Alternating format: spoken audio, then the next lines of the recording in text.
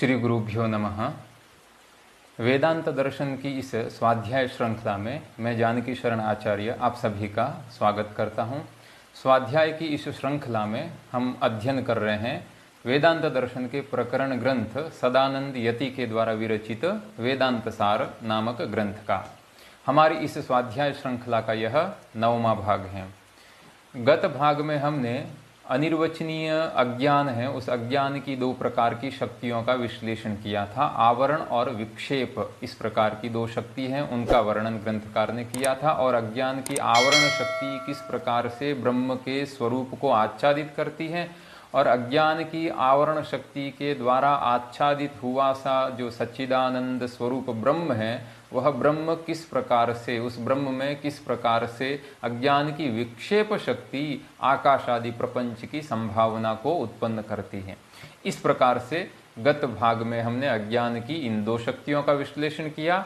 इस 9वें भाग में हम इस जगत का जो निमित्त और उपादान कारण, इन दोनों कारणों की चर्चा करेंगे और इस ब्रह्म से किस प्रकार से जगत की उत्पत्ति होती है, अर्थात वेदांत दर्शन में सृष्टि की उत्पत्ति किस प्रकार से होती है, इस सृष्टि विषयक प्रक्रिया का हम विश्लेषण आज हम पढ़ेंगे। तो आइए शुरू करते हैं आज का हम यह स्वाध्याय।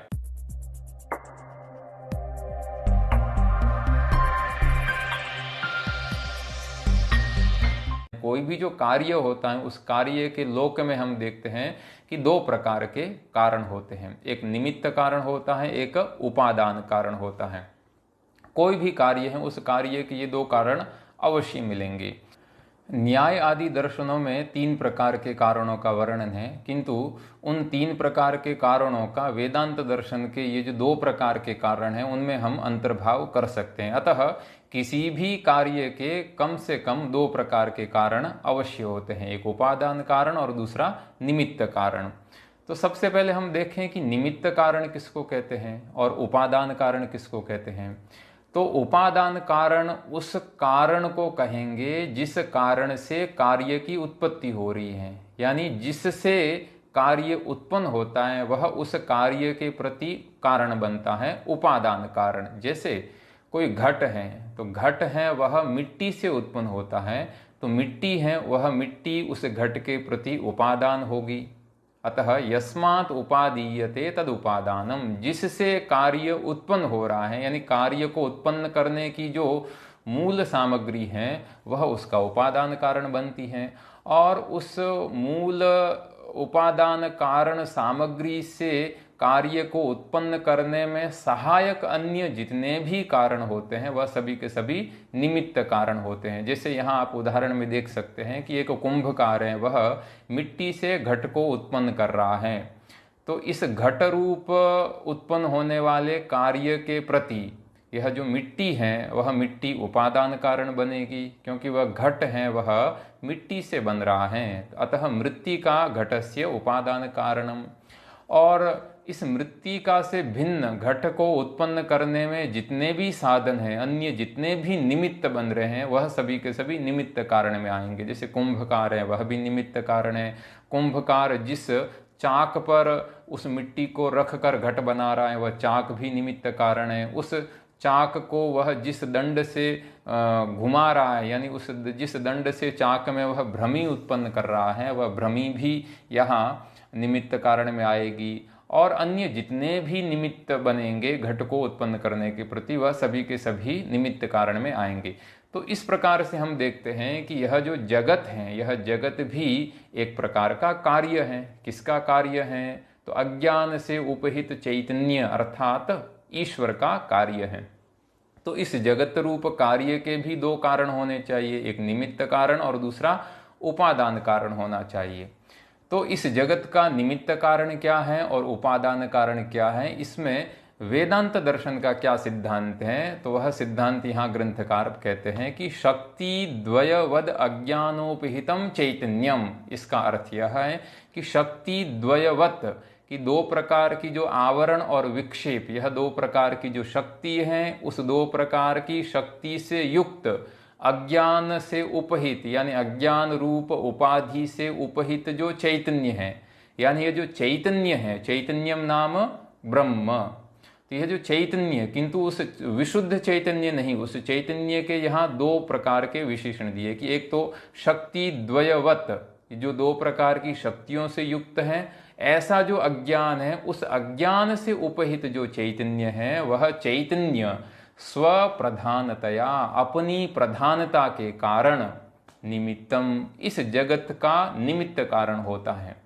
और स्वोपाधि प्रधानतया, अपनी उपाधि प्रधानतया, उपाधि का यहाँ अर्थ है शरीर, अपने शरीर के कारण यह उपादानम च भवति, इस जगत के प्रति उपादान कारण भी होता है। यहाँ वेदांत दर्शन का एक बहुत बड़ा सिद्धांत जिसको हम कहते हैं अभिन्न निमित्तोपादान कारणम, यानी जो ब्रह्म है वह इस जगत के प्रति अभिन्न निमित्तोपादान कारण है, अर्थात ब्रह्म ही इस जगत का निमित्त कारण भी है और उपादान कारण भी है, ऐसा वेदांत दर्शन का सिद्धांत है। वेदांत के अलावा अन्य सभी दर्शन, लगभग सभी दर्शन उपादान कारण और निमित्त कारण, ब्रह्म इस जगत का उपादान कारण और निमित्त कारण दोनों अलग अलग हैं, यह सिद्धांत प्रतिपादित करते हैं, जैसे सांख्य है, योग है, न्याय है, ये सभी। किंतु वेदांत दर्शन का यह सिद्धांत है कि ब्रह्म ही इस जगत का निमित्त कारण भी है और ब्रह्म ही इस जगत का उपादान कारण भी है। तो अब हमारे मन में यहाँ एक प्रश्न होता है कि हम लोक में तो ऐसा देखते हैं, संसार में तो हम ऐसा देखते हैं कि कोई भी जो कार्य होता है उस कार्य का उपादान कारण भिन्न होता है और निमित्त कारण भिन्न होता है। जैसे दधी है, तो उस दधी का उपादान कारण हो गया दूध, और उसका निमित्त कारण है वो दूध से भिन्न जो इस प्रकार का जो वातावरण है वह सभी निमित्त कारण में आ गया। तो उपादान कारण भिन्न है और निमित्त कारण भिन्न है। अथवा घट का उदाहरण लेते हैं, घट का उपादान कारण मिट्टी है और निमित्त कारण जो है वह मिट्टी से भिन्न कोई चेतन कुंभकार इत्यादि हैं। तो लोक में हम देखते हैं कि कोई भी कार्य है, उस कार्य का कारण जो है वो उपादान कारण और निमित्त कारण दोनों भिन्न भिन्न होते हैं। तो इस प्रत्यक्ष अनुभव के विरुद्ध आप वेदांत दर्शन में ये अभिन्न निमित्तोपादान कारण सिद्धांत का प्रतिपादन कर रहे हैं, उस विषय में कोई उदाहरण है क्या आपके पास में? तो ग्रंथकार यहाँ बहुत एक अच्छा उदाहरण देते हैं। वो बड़ा एक सुंदर उदाहरण देते हुए कहते हैं कि यथा, जैसे लूता का अर्थ है मकड़ी, जैसे कोई लूता इत्युक्ते कीट विशेष जिसको हम मकड़ी कहते हैं। जैसे लूता तंतु कार्यम प्रति स्वप्रधानतया निमित्तम स्वशरीर प्रधानतया उपादानम च भवति। वेदांत दर्शन कहता है कि हमारे पास में एक ऐसा लौकिक दृष्टांत भी है कि जिसमें एक कार्य का जो कारण है वह कारण, उपादान और निमित्त दोनों प्रकार का कारण एक ही हो सकता है। वह उदाहरण क्या है? लूता उदाहरण है, यानी मकड़ी है। मकड़ी जाले को बनाती है, तो तंतु कार्यम, तंतु यानी जाला, तो वह जो तंतु रूप कार्य है उस तंतु रूप कार्य को बनाने की जो सामग्री है, यानी बनाने की जो उपादान भूत जो सामग्री है, वह सामग्री मकड़ी अपने शरीर से ही उस तंतु को बनाती है, अपने से भिन्न किसी अन्य सामग्री से तंतु को नहीं बनाती है। जैसे कुंभकार है, वह तो अपने से भिन्न सामग्री के द्वारा घट का निर्माण करता है, किंतु यहाँ जो लूता है वह एक ऐसा कीट विशेष होता है कि वह जब जाले को बनाता है तब अपने शरीर का ही उपयोग करते हुए उस तंतु का निर्माण कर देता है। इसलिए वह जो लूता है वह तंतु रूप कार्य के प्रति स्वप्रधानतया, अपनी प्रधानता के कारण निमित्तम, अपनी यानी वो जो लूता है वह अपने में जो उसके अंदर जो चैतन्य अंश है उस चैतन्य अंश को लेकर वह उस तंतु रूप कार्य के प्रति निमित्त कारण बनती है, और स्वशरीर प्रधानतया, और अपने शरीर की प्रधानता से यानी अपने शरीर से उस तंतु रूप कार्य को उत्पादन करने की सामग्री अपने शरीर से प्रदान करती है। इस कारण से वह लूता है, वह उस तंतु रूप कार्य के प्रति उपादानम च भवति, उपादान कारण भी वह होती है। तो इस प्रकार से वेदांत दर्शन का यह जो अभिन्न निमित्तोपादान कारण सिद्धांत है उसको अत्यंत सरलतया समझाने के लिए वेदांत सारकार ने यहाँ लूता नामक कीट विशेष का उदाहरण दिया। तो इस प्रकार से यह कहा गया है।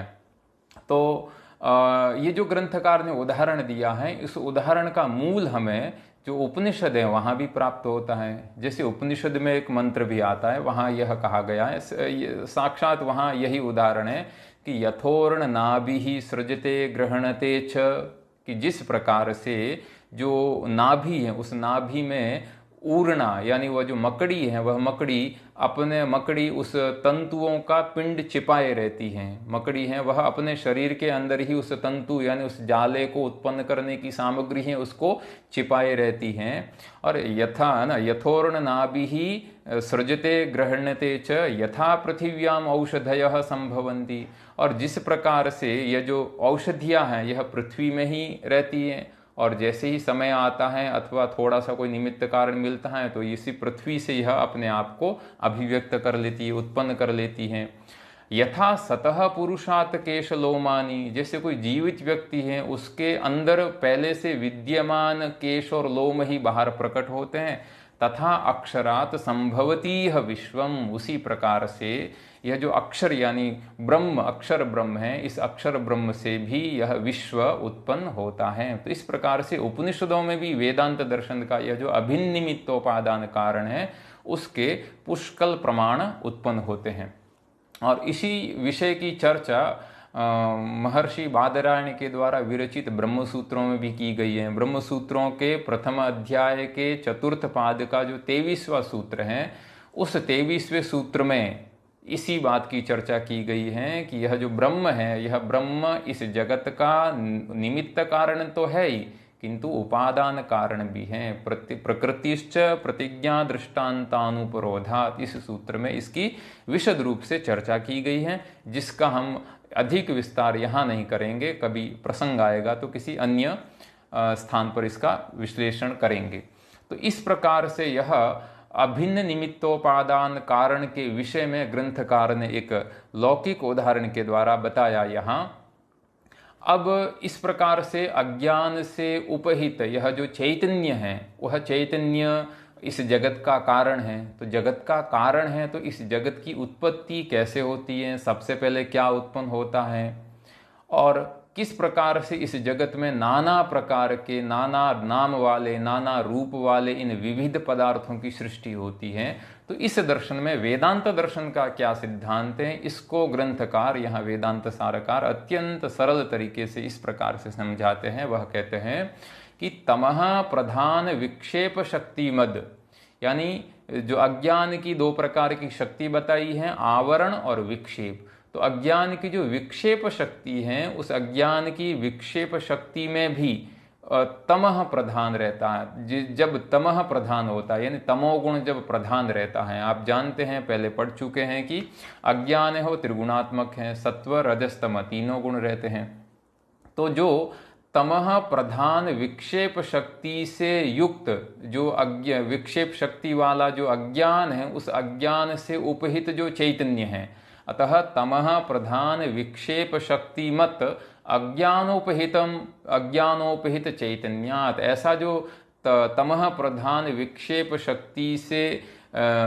शक्ति से युक्त जो अज्ञान है, उस अज्ञान से उपहित यानी ऐसा जो अज्ञान जब उस सच्चिदानंद स्वरूप ब्रह्म की उपाधि बनता है, तो ऐसे उपाधि से उपहित जब वह चैतन्य, उस चैतन्य से चैतन्यात् आकाशः, सबसे पहले आकाश की उत्पत्ति होती है। और आकाशाद वायु, उस आकाश से वायु की उत्पत्ति होती है। वायोः अग्नि, वायु से अग्नि की उत्पत्ति होती है। अग्नेः आपः, अग्नि से आप यानी जल की उत्पत्ति होती है। अद्भ्यः पृथ्वी च उत्पद्यते, और अद्भ्य यानी जल से इस पृथ्वी की उत्पत्ति होती है।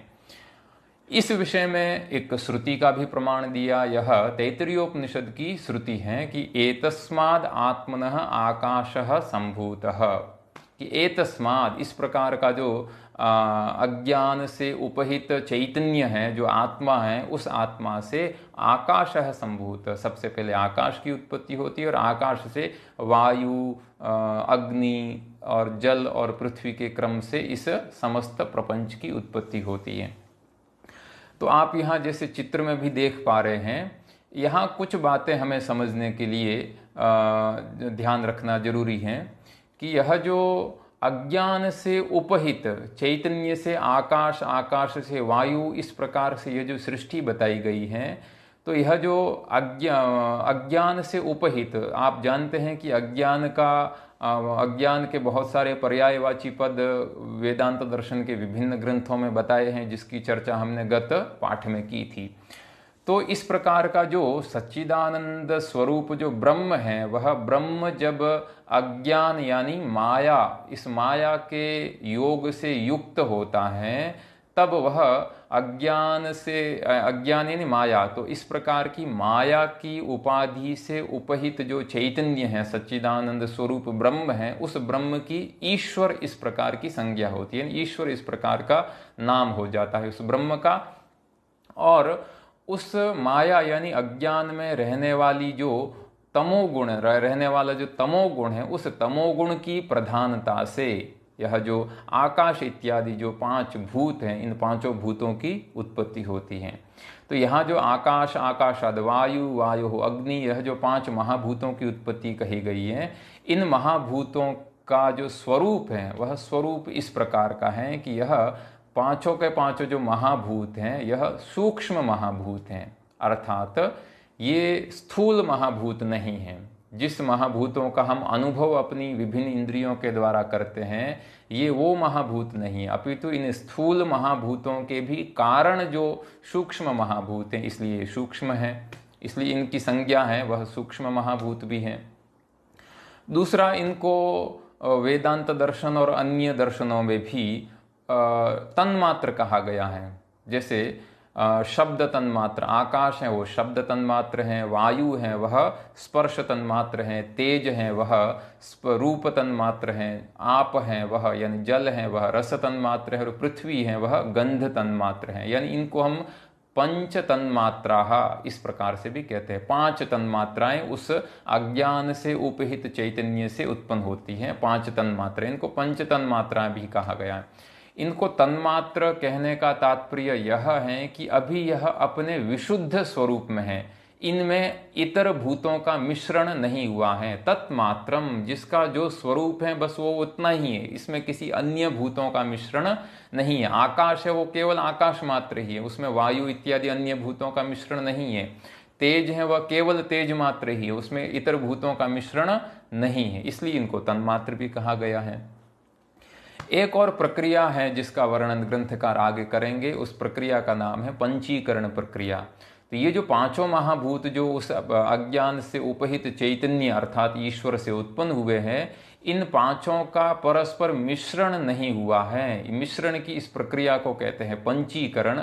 तो इस प्रकार की पंचीकरण की प्रक्रिया इन भूतों में अभी तक नहीं हुई है, इसलिए यह 5 के 5 जो सूक्ष्म भूत हैं, ये अथवा पंच तन्मात्राएं हैं, यह अपंचीकृत भी कहलाती हैं। अतः इस प्रकार का जो अज्ञान से उपहित जो चैतन्य है, उस चैतन्य से इन 5 तन्मात्राओं की अथवा तन्मात्राओं को ही हम कहेंगे सूक्ष्म भूत अथवा अपंचीकृत भूतों की उत्पत्ति होती है। तो सबसे पहले इन अपंचीकृत भूतों की उत्पत्ति होती है, और वह अपंचीकृत भूत या तन्मात्र 5 की संख्या में है।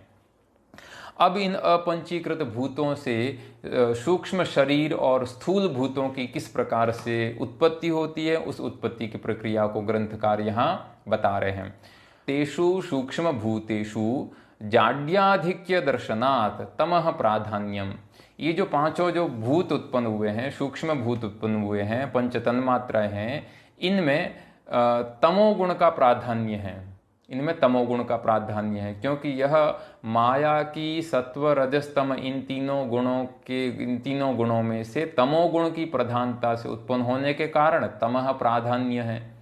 इसलिए इन 5 महाभूतों में जाड्य भी हैं, यानी यह अचेतन की तरह प्रतीत होते हैं, अचेतन है। तत्कारणस्य, और ये जो इनमें जाड्य क्यों आया है और इनमें तमोगुण की प्रधानता क्यों आई है, तो एक न्याय है कि कार्य में जो गुण है वह कारण में से आते हैं, यानी कारण में जिस प्रकार के गुण होते हैं वही गुण कार्य में भी देखे जाते हैं। तो इन आकाशादि पंच तन्मात्राओं का, पंच सूक्ष्म भूतों का कारण है वह तमः प्रधान विक्षेप शक्ति से युक्त चैतन्य है। तो तमः प्रधान विक्षेप शक्ति से युक्त चैतन्य इन पांचों महाभूतों का कारण है। इसलिए कारण का जो गुण है, यानी कारण में तमोगुण की प्रधानता थी, इसलिए तमोगुण की प्रधानता इन पंच तन्मात्राओं में भी आई, इसलिए इन पंच तन्मात्राओं में तमोगुण का प्राधान्य भी है और जाड्य भी प्रतीत होता है। अतः ग्रंथकार कहते हैं कि तत्कारणस्य तदानीं सत्वरजस्तमांसी कारण गुण प्रक्रमेण तेषु आकाशादिषु उत्पद्यन्ते। इन आकाश इत्यादि में ये जो सत्व रजस्तम ये तीनों गुण रहते हैं, किंतु तमोगुण की प्रधानता रहती है।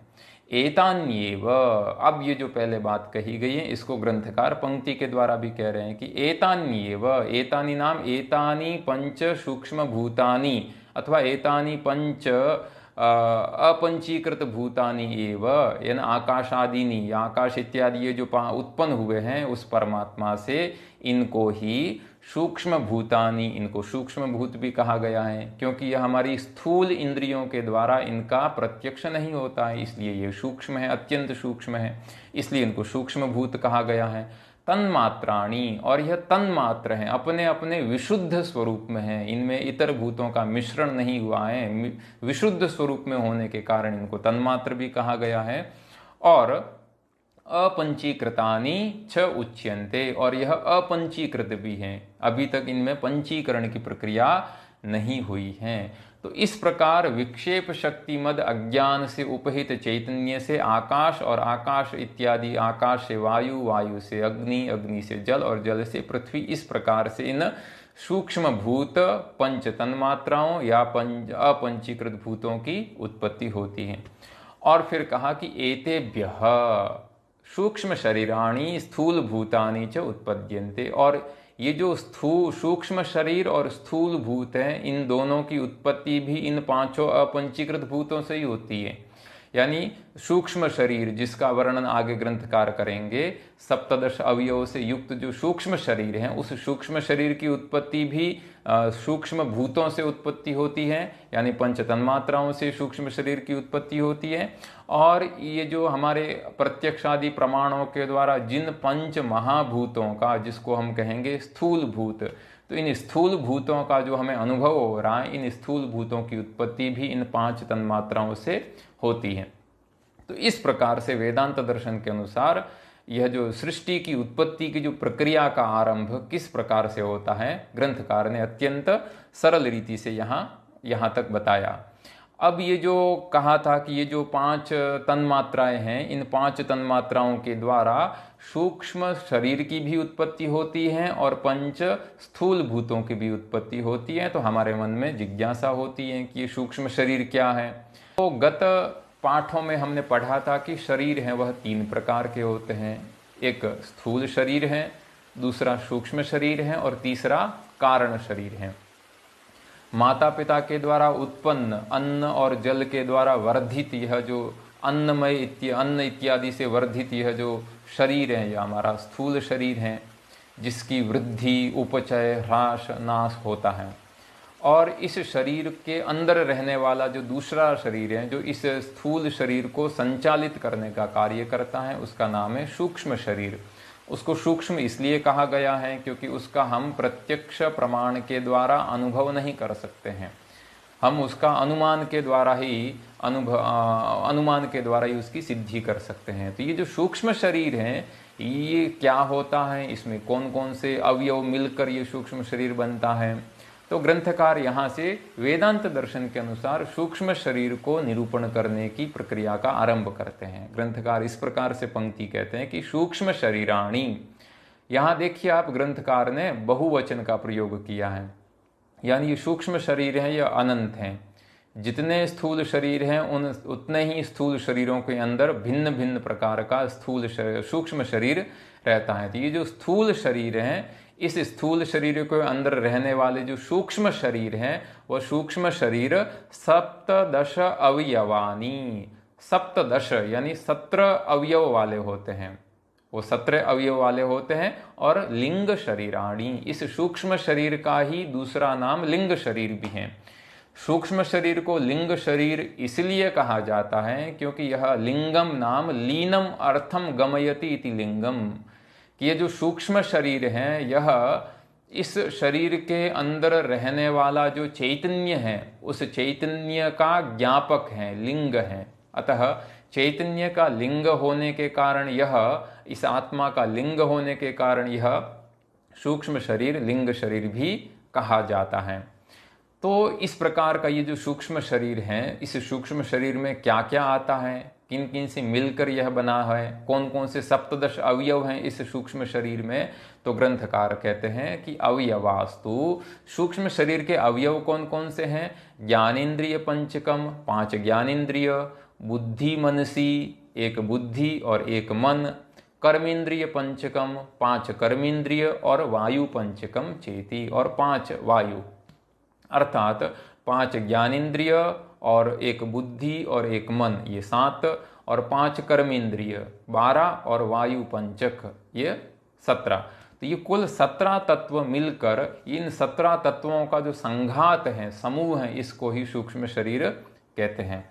तो ज्ञानेन्द्रिय पंचकम किम किम भवति, तो ज्ञानेन्द्रिय पंचकम यानी जिन इंद्रिय के द्वारा हम संवेदनाओं का अनुभव करते हैं, ज्ञान प्राप्त करते हैं, विभिन्न प्रकार के विषयों का ज्ञान प्राप्त करते हैं, रूप रस गंध स्पर्श इत्यादि हम ज्ञान प्राप्त करते हैं, वो 5 हमारे ज्ञानेन्द्रिय हैं। चक्षुः, श्रोत्र, त्वक, रसना और घ्राण। चक्षुरिंद्रिय के द्वारा हम रूप का ज्ञान प्राप्त करते हैं, श्रोत्र के द्वारा शब्द का ज्ञान प्राप्त करते हैं, त्वगिंद्रिय के द्वारा स्पर्श का ज्ञान प्राप्त करते हैं, रसनेन्द्रिय के द्वारा षड्विध रस का ज्ञान प्राप्त करते हैं, और घ्राण इंद्रिय के द्वारा हम गंध का, सुरभि का ज्ञान प्राप्त करते हैं। ये 5 ज्ञानेन्द्रिय। और बुद्धि मनसी, 1 बुद्धि है जिसका लक्षण आगे ग्रंथकार करेंगे, जो निश्चयात्मिका अंतःकरण वृत्ति जो बुद्धि है, और 1 बुद्धि, और मन जो संकल्प विकल्प अंतःकरण वृत्ति वाला जो मन है, इस प्रकार का 1 मन है। और 5 कर्मेंद्रियाणि, कर्मेंद्रिय हैं वह 5 हैं, जिस इंद्रिय के द्वारा हम कर्म करते हैं, आदान प्रदान इत्यादि कर्म करते हैं, वह हमारी इंद्रियां 5 होती हैं। तो कर्मेंद्रिय 5 है। कौन कौन सी? वाक, पाणी, पाद, पायु, उपस्थ। वाक इंद्रिय जिससे हम वचन कहते हैं, यानी वचन यानी शब्दों को हम उत्पन्न करते हैं, बोलते हैं। पाणी इंद्रिय यानी जिससे हमारी हाथ, जिससे हम वस्तुओं का आदान प्रदान करते हैं। पाद इंद्रियम, पाद यानी पैर, जिससे हम गमनागमन करते हैं। पायु का अर्थ है जिससे हम हमारा जो शरीर है, उस शरीर के अंदर रहने वाला जो मल इत्यादि है, उस मल इत्यादि का विसर्जन करने वाली जो इंद्रिय है वह है पायु इंद्रिय। और उपस्थ अर्थात जननी इंद्रिय, जिससे हम सृष्टि की प्रक्रिया का वर्धन करते हैं। ये 5 कर्मेंद्रिय हैं। और 5 वायु भी होती हैं जो हमारे इस शरीर में रहती हैं, प्राण, अपान, व्यान, उदान और समान। इन ज्ञानेन्द्रिय, कर्मेंद्रिय और 5 वायु और बुद्धि और मन, इनका विशेष विवरण ग्रंथकार आगे करेंगे। तो इस प्रकार के ये जो 17 अवयव हैं, इनसे युक्त जो है वह सूक्ष्म शरीर होता है। और उस सूक्ष्म शरीर की उत्पत्ति अपंचीकृत भूतों से होती है। तो यहाँ ग्रंथकार ने सूक्ष्म शरीर के जो 17 अवयव बताए हैं, उन अवयवों में ज्ञानेन्द्रिय पंचकम ऐसा कहा था। ये 5 ज्ञानेन्द्रिय कौन कौन सी हैं? तो कहा ज्ञानेन्द्रियाणि श्रोत्र, त्वक, चक्षुर, जिह्वा, घ्राणाख्यानि। ये 5 ज्ञानेन्द्रिय हैं, श्रोत्र, त्वक, चक्षु, जिह्वा और घ्राण। ये 5 ज्ञानेन्द्रिय हैं। इन 5 ज्ञानेन्द्रिय की उत्पत्ति किनसे होती है? तो कहा एतानि आकाशादि नाम। एतानि यानी ये 5 ज्ञानेन्द्रिय आकाशादि नाम, आकाश इत्यादि जो 5 तन्मात्राएं हैं, 5 जो सूक्ष्म भूत हैं, उन 5 सूक्ष्म भूतों के सात्विकांशेभ्यः व्यस्तेभ्यः, यानी प्रत्येक भूत का जो सात्विक अंश है, उस प्रत्येक भूत के सात्विक अंश से क्रमशः ये 5 ज्ञानेन्द्रिय उत्पन्न होती हैं। पृथक पृथक क्रमेण उत्पद्यन्ते, पृथक पृथक उत्पन्न होती है और क्रम से उत्पन्न होती है, एक साथ इनकी उत्पत्ति नहीं होती है। अर्थात जैसे आप इस चित्र में भी देख पा रहे हैं कि जो आकाश है, अपंचीकृत भूत, ये 5 महाभूतों में जो आकाश है, उस आकाश में तीनों गुण हैं, सत्वगुण भी हैं, रजोगुण भी है और तमोगुण है।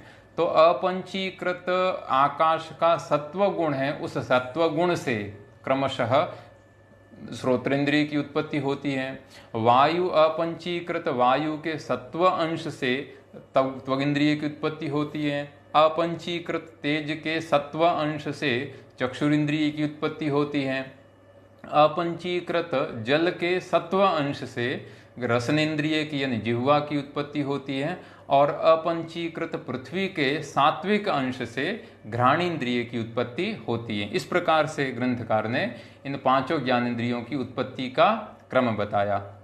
तो इस प्रकार हम अपना जो पाठ है, उस पाठ का अगर हम सारांश अगर हम देखें तो हम ये कह सकते हैं कि ब्रह्म है वह ब्रह्म इस जगत का निमित्त और उपादान कारण दोनों हैं। जो अज्ञान की दोनों प्रकार की शक्ति से उपहित चैतन्य है, वह अपनी प्रधानता से इस जगत के प्रति निमित्त कारण बनता है और अपनी उपाधि की प्रधानता के कारण इस जगत का उपादान कारण भी बनता है। उदाहरण के रूप में ग्रंथकार ने लूता कीट का उदाहरण दिया था।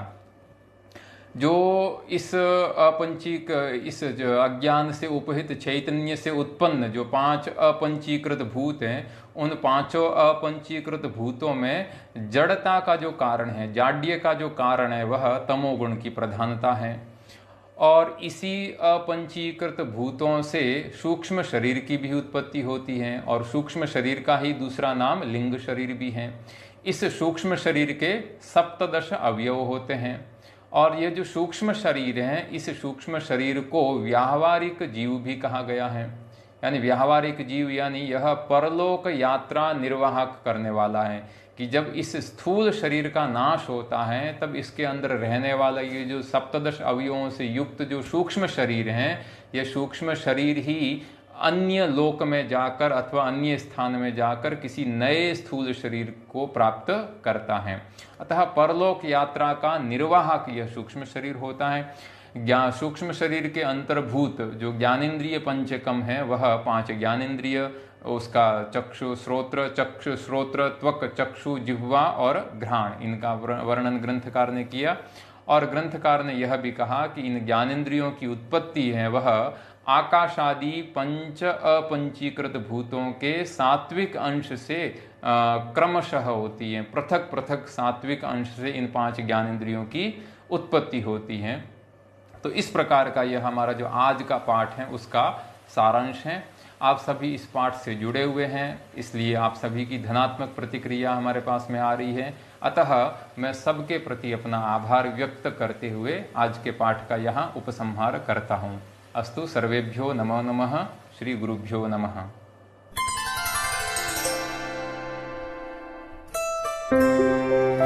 अगर आपने हमारे इस चैनल को अभी तक सब्सक्राइब नहीं किया है तो आप यहाँ से सब्सक्राइब कर लीजिए और इस बेल आइकन को भी आप दबा दीजिए ताकि आपको नए वीडियो मिल सकें।